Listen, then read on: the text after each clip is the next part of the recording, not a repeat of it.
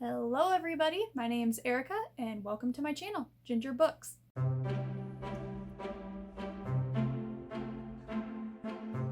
So yay, another Thursday video that I have not been doing in a long time because I have ran out of ideas for Thursday videos.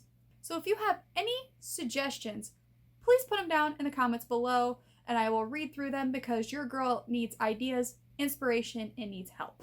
It doesn't help I'm busy with work, trying to finish up things so I'm not so stressed out come opening season, but I will try to get to them and, making these videos is less stressful than work can be.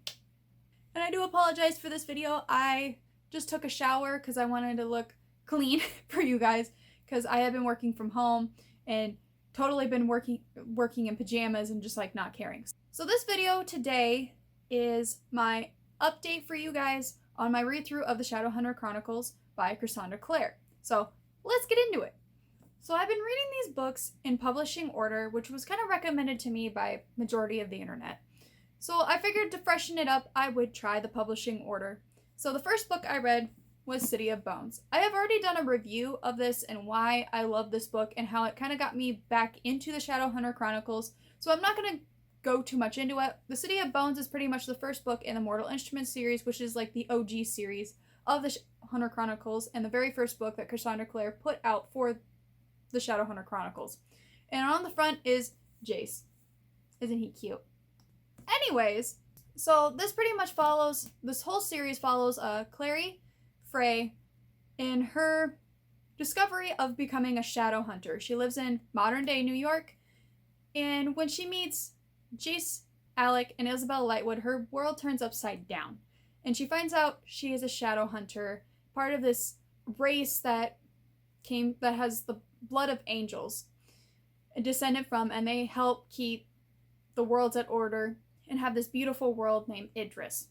So you get to follow their story, and this book, absolutely beautiful. It has its flaws, obviously for being a first book, but it is very action-packed from the get-go and very drama-filled, especially when Clary finds out her connection is through her mother and all of the twists and turns, just everything. Love it. Love it. And of course you meet Jace Wayland, which was my fictional boyfriend and fictional husband when I read this series the first time. The second book I read, following publishing order, was the second book in the Mortal Instruments series, which was City of Ash by Cassandra Clare. This is the last time I'll say Cassandra Clare because we all know who these books are by. This takes place after City of Bones, and on the front is Clary with the fiery red hair. I'm going to tell you now, hands down, Cassandra Clare, her second books in each of her trilogies or series in the Shadowhunter Chronicles are by far the best because there's so much drama in the plot and so many twists and turns and so many discoveries that just leave the characters distraught or destroyed and it's so amazing. So every time I know I'm picking up a sequel in Cassandra Clare's trilogies or series in the Shadowhunter Chronicles or just by far any, I know it's going to be my favorite prequel ever. And absolutely love this book. Gave it 5 out of 5. Loved it. Next one, obviously, is the third book in publishing order, City of Glass, with, I believe it's Alec on the front, or it's Sebastian. I'm not 100% sure. And this one, again, this is where I started kind of hating Clary's character a little bit, because she becomes, granted, she is supposed to be a 14, 15-year-old girl in this series. She just becomes so whiny in this book, and just almost it feels like she's giving up hope, trying to find her mother that you find out in the first book goes missing, and finding a cure for her. So that's a little bit of a spoiler, I do apologize. So I have a love-hate relationship. I also start kind of noticing the flaws in the love triangle in this book. I love the love triangle that is kind of set up between Simon, Jace, and Clary. But again, I don't feel like it was very, I don't know if it was supposed to be, but it just felt like it wasn't really well planned. Yes, Simon is her best friend for ages, and did end up falling in love with her because, you know, there's no other girl that can compare to his best friend. And then Jace comes walking into the picture, even though they get a huge, huge bombshell at the end of the first book, even though Clary doesn't want to believe this bombshell. I just don't know. And Jace kind of starts to upset me a little bit because he's our broken male character in this story. And he is so gullible because he is so broken on the inside. He's lost. He doesn't know what to do half the time. So he's like this rough and tough guy, but inside, he's a mess. This book aggravated me, but it had a lot of action to kind of taper off into the fourth book, where it's a lot more setting up the plot and everything for the final books of the series. But I still gave it a 4 out of 5, but the characters started kind of irking me in this one. Really bad. So it's a little bit more a personal issue that I just hope to not see later on. Anyways, still love the book though. Now, in publishing order, this is where we start to break off into the prequel trilogy called The Infernal Devices, and with the first book, Clockwork Angels. Oh my goodness. I don't know what it is about this book, but I love this first book of this trilogy more than I did of City of Bones. Loved it so much. I just don't know why, but I'm more drawn to Tessa than I am Clary. She is this badass female living in Victorian London society, trying to live through the hand that she's dealt with. And I think that's why she's just more relatable, because she doesn't lose hope, even though she is very depressed and knows she feels like she's never going to get out. So I guess I should give you a synopsis. So this starts us off with the main character, Tessa Gray, who has been dealt a raw hand when her aunt passes away, and she tries to go and live because she has a brother named Nathan who is dubbed Nate, who is over in London, and she goes to try to live with him, but then she ends up getting captured by these dark sisters. And that's when she discovers that she has a secret power where she can literally shapeshift into anybody and literally take on the skin of another person. So this is where the story begins, where she breaks out, where Will Herondale, her other main character, who we find out is Jace in the Mortal Instrument series, so I do apologize, you might want to skip because I'm going to say something spoiler, is Jace's ancestor of the Herondales, because Jace's, we find out in the Mortal Instruments, is a Herondale. Will and Jem Carstairs comes to break her out, rescue her, and that's how she ends up in the London Institute. And she meets everybody at the London Institute. Charlotte, who is such a cute, fiery redhead. She's a badass, or I guess she's not fiery redhead, it's her husband. And then you meet Harry, wonderful, mad scientist kind of type character. And I don't know why, but the characters are just so much more relatable in this story. I fell in love with it, and I absolutely love the setting of this story too. I love Jem, which you find out has kind of a mysterious illness in this story. And I love Will. And you'll find out why when I talk about the next book. But anyways, 5 out of 5, and this is my all-time favorite, first book so far of Cassandra Clare's works. So the next book in publishing order, we are back in the Mortal Instrument realm with book 4, City of Fallen Angels. And this book gets a lot of mixed reviews because a lot of people are just like, well, this is kind of like a filler book. It's really not important. You don't have to read it. Yeah, you do. You need to read it because it's setting up for the next 2 books. And I think this is more action-packed than you think. Because you start uncovering a lot of information that will help you set up for the next 2 books. And then there's a huge, huge plot twist, at the end, what happens to Jace and what happens to Sebastian in this book.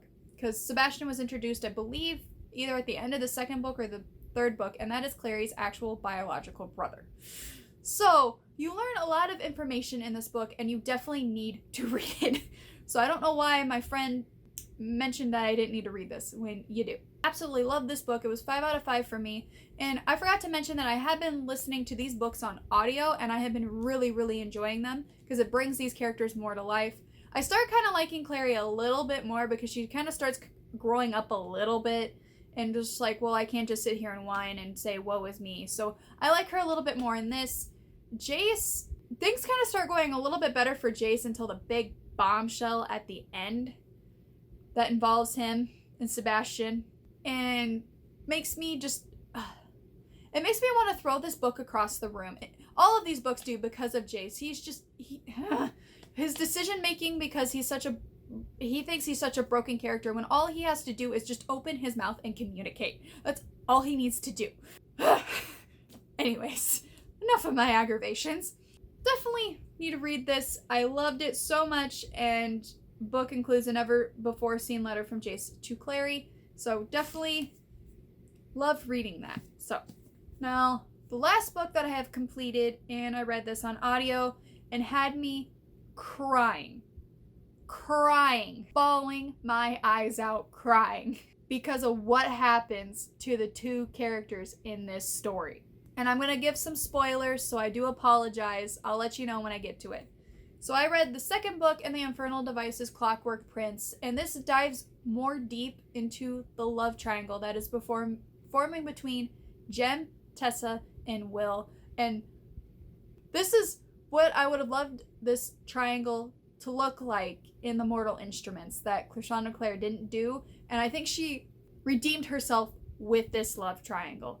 We all know, anybody who has read these books, and I'm sorry, I'm getting into spoilers, so you may want to skip ahead. Just letting you know, I did give this book a 5 out of 5. Absolutely loved it, and it's my favorite second book of all time, and it tops City of Ashes. Just go ahead and skip ahead.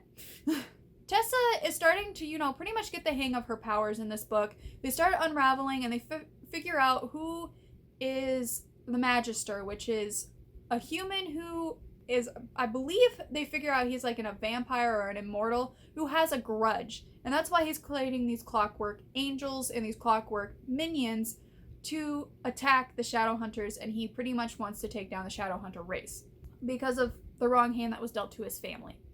So, past grudges got me in. One of the big major plot points. But something happens to Will in this where you find out the reason why he's such a hard, stone cold person. And he's very sarcastic and mean and keeps people at arm's length in this book. And it's because he thought when he was younger, the reason why he came to the Institute is that he thought that his parents renounced being shadow hunters, because I believe it's his mom was not a shadow hunter. So his dad renounced being a shadow hunter and they went off to live on an estate. Well, his dad did not get rid of some of his shadow hunter mementos, and in his study in a drawer, I believe it was, he had a demon in a box, or in a bottle. Well, him and his older sister one day were playing around and he uncorked it and a demon came out. His sister tried to defend it off. She ended up kind of getting hurt, but the demon cursed him, and I'm saying cursed him and I'll explain why I'm quote doing this later. And so to curse anybody who fell in love with him would die either a fast death or a horrible slow death. So he believed this, and that's why he kept people at arm's length, and he ran away from home and went to the London Institute and pretty much broke his parents' heart and has been keeping everybody at a distance because he thought he killed his sister, because he woke up the next morning and his sister was dead. He does have a younger sister, which we'll play in later. This boy, internal struggle of being somebody who he is not, putting on a different face in front of everybody and not being able to be his true self because he doesn't want anybody to love him or fall in love with him. Obviously, Tessa is in love with him. Like, she's falling for him pretty hard. Well, Jem is also falling pretty hard for Tessa, and Jem ends up confessing, and they have a steamy moment, which Tessa is very like, oh no, I do like him, and I do love him, but I also love Will, which one like stumps, like, the whole love triangle drama thing. And then Jen ends up proposing to her, and she accepts, because Will keeps pushing her away. So she, last resort, goes to him. Well, Will finds out with the help of Magnus Bane and finally gets a hold of the demon that he released from the bottle. And the demon's kind of, being funny and making fun of him until Magnus puts 2 and 2 together, saying that you were trapped in a bottle for 20 years and then you tried to curse somebody once you were released from the bottle. You would be too weak to curse somebody. Did you really curse him? And do not lie.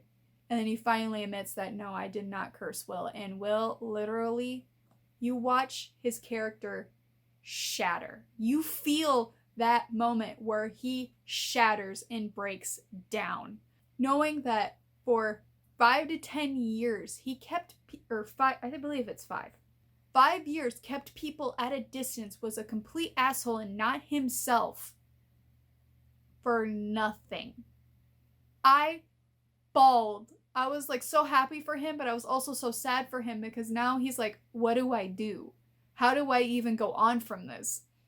And that's how you do a broken character right. Oh my goodness. You don't stretch it out 6 books. It only took 2.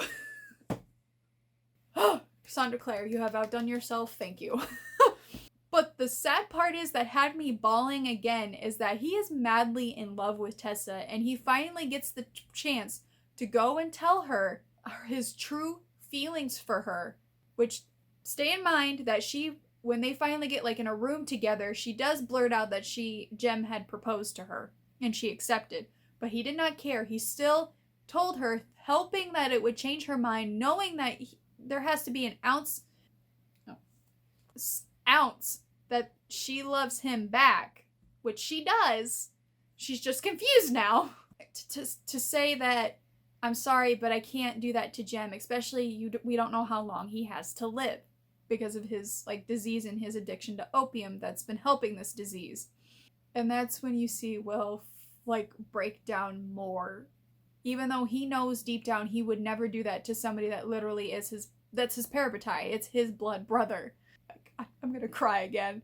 I have never been on such an emotional roller coaster ride. It's even worse than Stalking Jack the Ripper series. I have never been on that huge of a roller coaster ride in like the last half of a book. Oh my goodness. Thank you, Cassandra Clare. I've been needing this book. And then you leave off where his little sister shows up and wants to be trained as a shadow hunter. Holy poop. It is getting juicy, and this is now my favorite sequel to a first book of Cassandra Clare's, because this is so much more plot twisting, gut wrenching than even City of Ashes. So, hand clap for Cassandra Clare again. So that's where I'm at with the whole publishing order read through. Right now I'm listening to City of Lost Souls. I'm about 12 or 13 chapters into it. I haven't been listening to it recently, but I'm hoping to get back into it, tomorrow. I've just been kind of taking a break a little bit. It's getting good, and I cannot wait. If you want my honest opinion, I cannot wait to read Clockwork Princess, because my friend also told me, she's like, well, if you thought the 2 bombshells in this story were gut-wrenching, wait until you read Clockwork Princess. And I'm like, why do I have a feeling one of the characters I really don't want to die is going to die? That's what I have a feeling. Thank you for watching this video. Again, I need some suggestions for a Thursday video, so if you can, please comment down below. I love talking to you guys and love the suggestions. Also, let me know what went well or what you would like to see different in my videos too. I love the suggestions. Thank you so much. If you liked what you saw, please hit that subscribe button and that bell notification so you are notified when I do post, which is I try to post every Monday and Thursdays. Mondays vlog videos and Thursdays fun-filled videos like this one. So without further ado, I hope you have a great day and have a great rest of your week. Bye!